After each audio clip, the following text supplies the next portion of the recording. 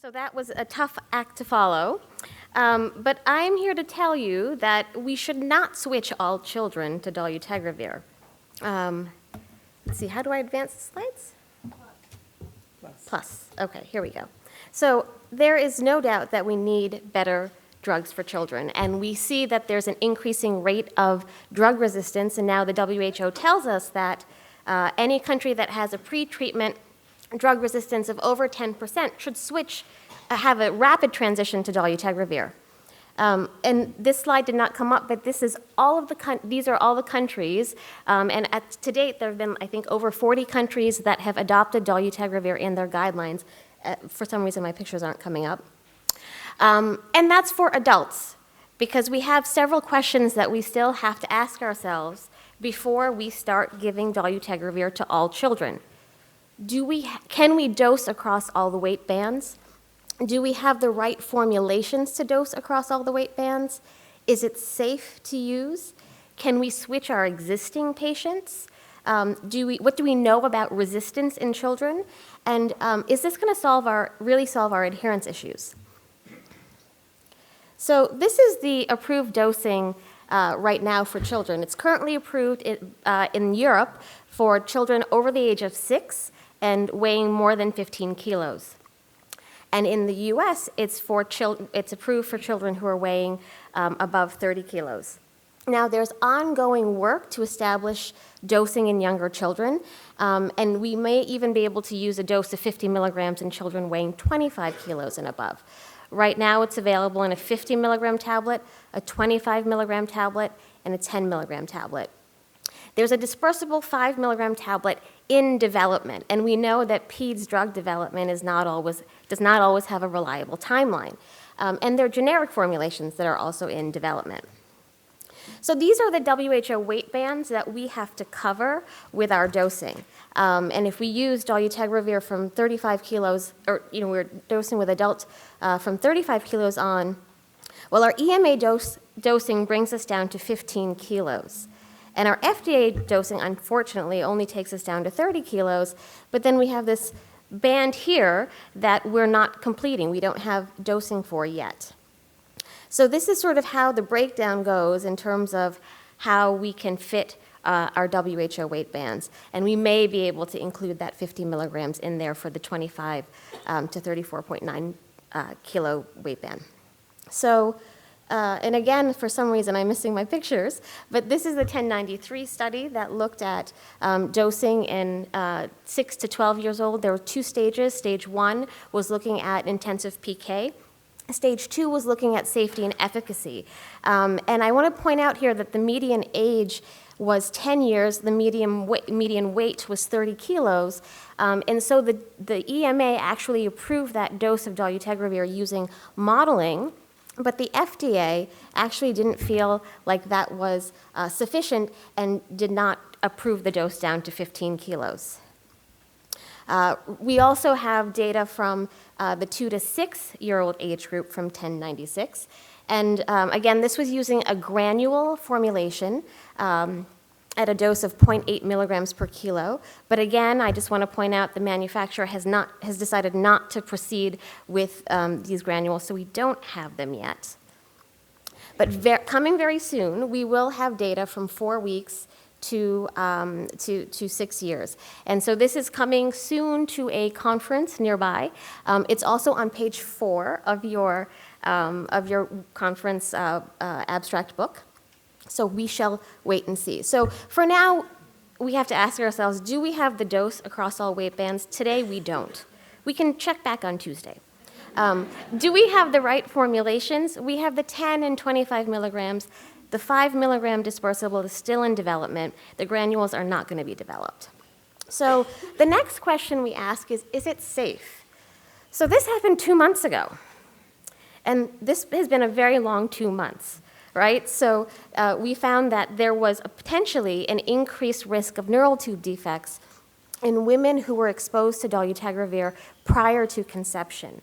And so unless we have more data and we can establish that there's no significantly increased risk, right now we're not recommending that we use dolutegravir in women of childbearing age if they should become pregnant.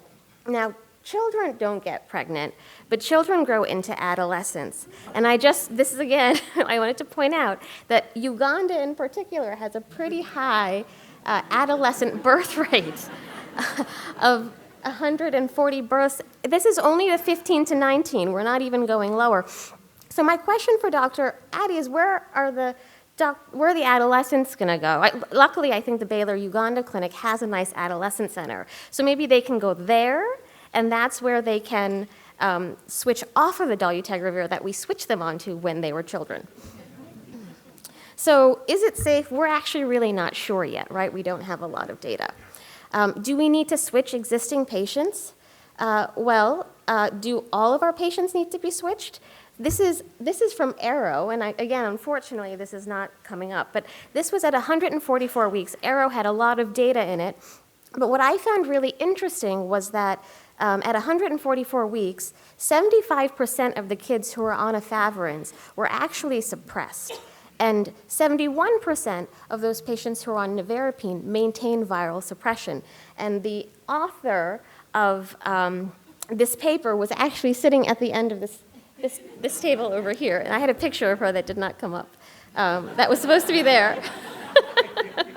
And this is yet another, this is actually from adults. This was presented by the University of Liverpool, and it did a meta-analysis of all the different randomized controlled trials of dolutegravir. There were 4 switch studies, patients who were stable and virally suppressed when they switched to dolutegravir, and then there were the non-switch studies, so patients who were new or patients who were treatment experienced and failing treatment. And they actually found that there was a higher rate of adverse events in those patients who were switching from a suppressed regimen to dolutegravir. There was a higher rate of discontinuations because of adverse events when those patients switch. So patients who are stable on their current regimen, are we increasing, is there a risk for switching them to dolutegravir? So the question is not can we, the question is should we switch all children to dolutegravir? And then the next thing is, what do we know about resistance? Well, there's a lot, and we're learning, we're beginning to understand this. There are some papers out there looking at resistance patterns, particularly after failing raltegravir. This one at the bottom talks about 90 patients who were on raltegravir-based regimens and failing, and a third of them had resistance to dolutegravir. You could argue that there's not that much data out there. It's in adults. It's heavily treatment-experienced adults that have probably really poor adherence. But we're going to hear, I sort of was looking ahead in the program, and there's this really ominous abstract title coming up. And again, it's on page 39, if you'd like to take a look. But I'm a little worried about this because we don't know that much about resistance, but we're starting to see it. So this issue of will we have resistance, I don't think we've answered that question yet. And lastly, is this going to solve our adherence issues? I don't think I need to tell this room that there's more to adherence than just the pill, right, for pediatrics. I don't think I even came up with data for this because this room knows it already. This is all we talk about, right? So we have multiple caregivers or reliance on caregivers. We still have complicated regimens. We're trying to switch people from infant treatment to pediatric treatment and then back to something else when they're adolescents. There's still going to be a pill burden because we'll need multiple pills to dose across all the weight bands. And there's treatment fatigue. There's these inconvenient dosing schedules, maybe once a day, maybe twice a day. There's inconvenient life schedules. So we have kids who are in school who can't make it to clinic for their refills. There's a lack of disclosure, which is, again, a huge issue for us. And we have not yet found a cure for stigma. So basically, is it going to solve our adherence problems? The answer is no. So this is my question. Is this the right time to suggest switching all children to dolutegravir-containing regimens? We don't have dosing for younger children. We don't have formulations to deliver those doses.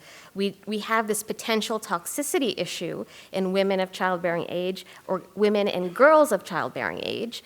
We have patients who are actually stable and doing quite well on their current regimens.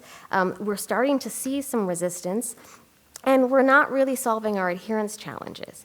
So I'm just going to leave the group with that to debate and think about. and we'll go from there. So now I hand over to my co-chair, who is going to take the next bit, which is questions. Well, looking at the audience, I was trying to read some of the answers, but you guys are really good, just like questions, very much hiding your reactions. So we hope you bring it up now, and bring it up in your questions, and then we will proceed with the closing remarks and the final vote. I did share a comment with Diane. I don't know if you want to make a comment about the switch of the question that you noticed during the debate. Well, I will remind you at the end about what the motion is and what it isn't, if you like. Because I guess an important thing to think about is timing, is it not? Yeah. Just the same as Brexit. So we would like to start with a question from the audience while you are getting brave to come and raise your hands. One issue I wanted to kind of go back to you, Eddie, and do play on the remark by Nandita is adherence. Do you strongly believe, and that sounded in your presentation that you do, that switching to dolutegravir is going to solve an adherence issue?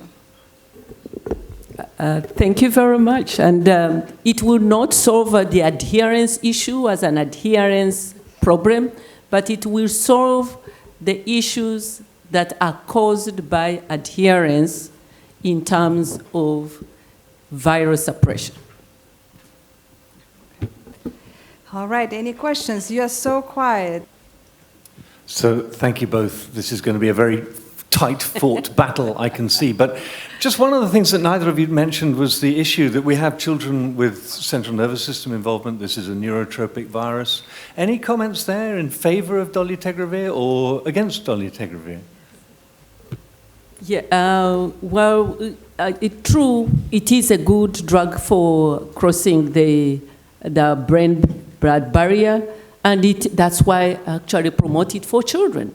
If you give it to the children, give it to them early, then you stop these problems that you may contribute to reduction of problems they have with with their mental development, with the way their intellectual ability. So we see a lot of problems with the children who have this problem not doing as well in school because they were affected early, because they were started on suboptimal regimens, compromised further by adherence. Gareth, do you want to rephrase your question? Because I'm not sure you weren't being a little cryptic.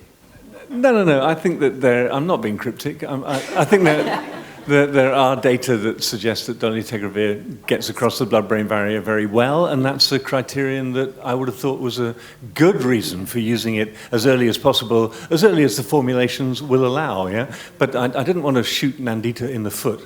And I don't disagree with that, because I'm not saying that dolutegravir is not a great drug.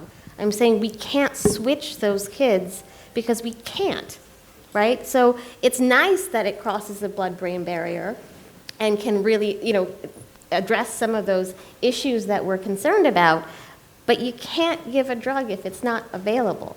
So that's why we can't do it. The question right there, Annette. Okay, good. Thank you. Annette Sohn from Thailand. So I think when I see the statement, children should be switched, it makes me think that they no longer have a choice.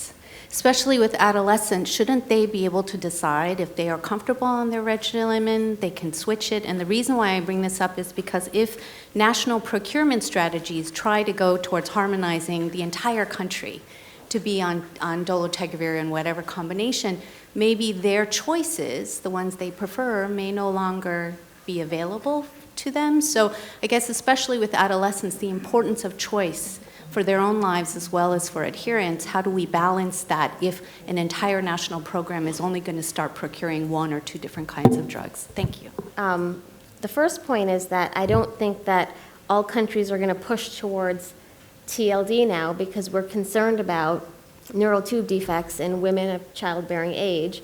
And I think so we're going to have to maintain unless we have more data, that there's not a risk. We're going to maintain having two different regimens for women who may get pregnant and for those others. So the other point I want to raise is that Absolutely, it would be ideal to give everybody a choice. But we heard earlier from our colleague in Zimbabwe that in a public health setting, you just don't have time. We have very little time for counseling. We have very little time to explain. How much can our adolescents, how well can we explain this, so our adolescents can really make an informed decision about what they want? So I wanted to raise those 2 points, that we still will have these other drugs because for right now we need them. And secondly, we also need to think about a public health approach. Yes, thank you for the question. It is true that countries are already looking at this, and many countries, and are just waiting for more information. But they also talk about the fact that not everybody is pregnant. Give them information, provide the contraception, and move towards harmonization. And harmonization would not be in a 1 day, 1 week. It takes a bit of time to transition. And ideally, we want a choice, but when there is harmonization in low-limited resource countries, you have very little of these other drugs just to cater for toxicities. So question 1. Pim Rausch from National Institute for Mental Health. So I agree with Garrett that it's really great that dolutegravir crosses the blood-brain barrier so well. On the other hand, the drugs cannot only be positive, they can also be negative. And so there's a real concern about the toxicity of dolutegravir when it is in the central nervous system. There are some initial data now that seems to suggest that metabolically it could potentially affect the serotonin pathway. In adults, there has been frequent reports of sleep abnormalities. And so I would say that at this point, with respect to the toxicities within the central nervous system, it's still an open question whether it's there or not. It's probably not going to be seen in everyone, but we still really have to, I think, to find out what the negative side effects are, both neurocognitively, I should be able to say that better, and with respect to mental health as well.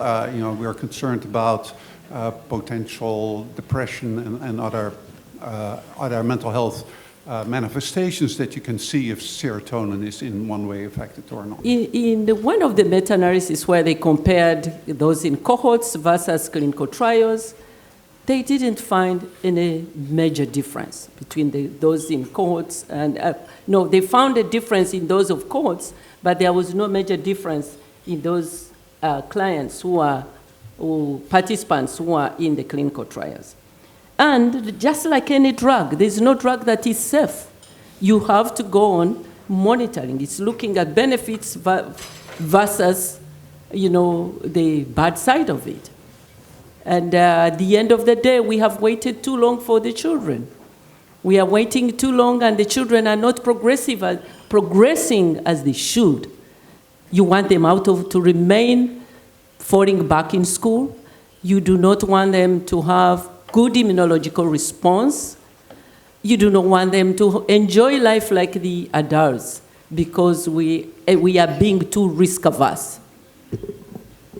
So I really appreciate you bringing up that point, because I think 7 months ago when we were talking about rolling out dolutegravir, there was a lot of discussion about toxicity monitoring for neuropsychiatric effects, and absolutely in the cohorts we're seeing that have been reported, we're seeing high rates of discontinuation because of neuropsychiatric adverse effects. And one of the things that is the difference between the cohorts and the clinical trials is the cohorts have more women, and we saw it more in women, which is sort of what we see in the population that we want to treat. And we also saw it in combination with abacavir more often, and that's our preferred NRTI of choice for children. So I think it's an excellent point to raise, and it is something that we should think about for our kids. Okay, there is a chance for one last question, if anybody still has one. I believe, was there a hand there? I think we are driving too fast, and as scientists and researchers, I think we base our judgment on evidence. Now, if we say, yes, let's switch all the children, do we have evidence, or do we even have the drugs available? So, to my point, I think we should wait and see what happens from the evidence that will be coming out. Okay, we've had a good discussion. We've had some to and fro's.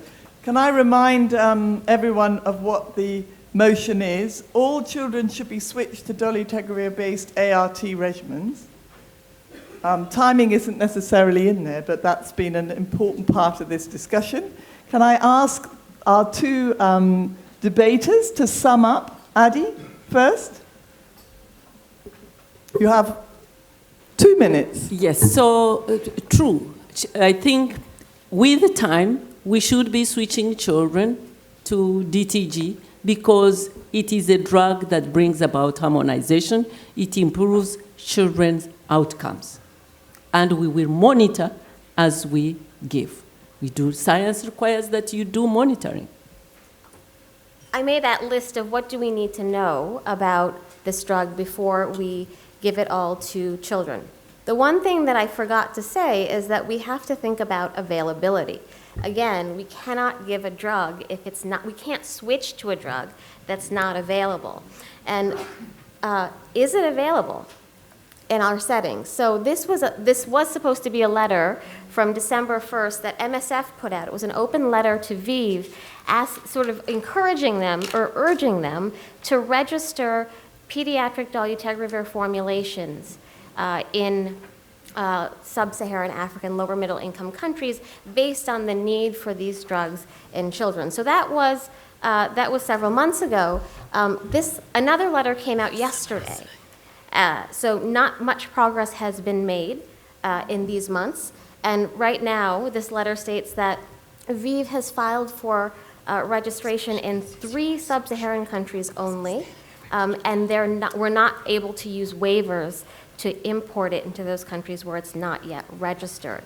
So I do want to bring this up as evidence that we do have. And so just going back to, should we switch to dolutegravir for all children? The unknowns are many. There's no dosing for younger children. We have these inconvenient formulations that are not yet available. We can't fix the adherence issues. There's a lot of ongoing concern about toxicity that we need to explore. And resistance is possible, and particularly after raltegravir, and we need more time. So I'm not saying, and I don't think this picture is going to come up, but I'm not saying that dolutegravir is a bad drug. But for children at this point in time, it's a unicorn, right? And the picture actually said, you don't have to be real to be a unicorn. You just have to be really awesome.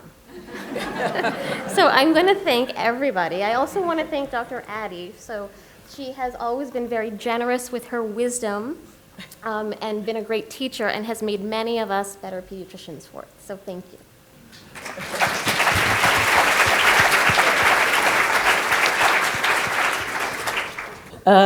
In response to what she's saying. So in summary, we have said that we need DTG because it is a very potent drug, especially in children, crossing the blood-brain barrier. Low toxicity, because we are talking about toxicity in adults, but we know in the 6 to 12, there wasn't as much toxicity. And in the cohorts, we are looking at women, and we can monitor. We have said that it is well tolerated and easy to take and administer. We have the tablets. She thinks we do not have the formulations. But the formulations that are there can actually start us off. It has a high genetic barrier to resistance. I think that is one of the biggest advantages for children, because most of the children are already failing, as I have shown you. It can improve sequencing. We already start off, and then you sequence, and you know that you don't even have to do viral loads because we know that they are doing well. But more importantly, as low and middle income countries, we know it can help us in harmonization across the different populations, across the different age groups. And she talks of cost. The cost has already been negotiated. And we believe that even with children, we can even have more economies of scale and have a cost that is lower. But more importantly, it's talking about timing. When we say we need to switch now. It doesn't mean today. It means that we start the process of thinking to switch because we have all it takes in the bag to be able to plan. Ladies and gentlemen, children cannot wait any longer, being too risk-averse, and at the end of the day, you have children who are not doing well. Thank you. For participation, now it is time to vote again. All children should be switched to dolutegravir-based ART regimens. That's all it says. Right, so green if you believe that that is true.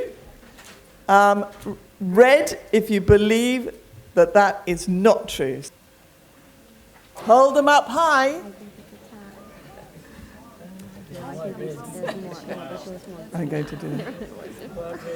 I'm going to give you a little bit to do the counting, and then I will also ask you one more question to help my poor counters, because the room's bigger than we thought.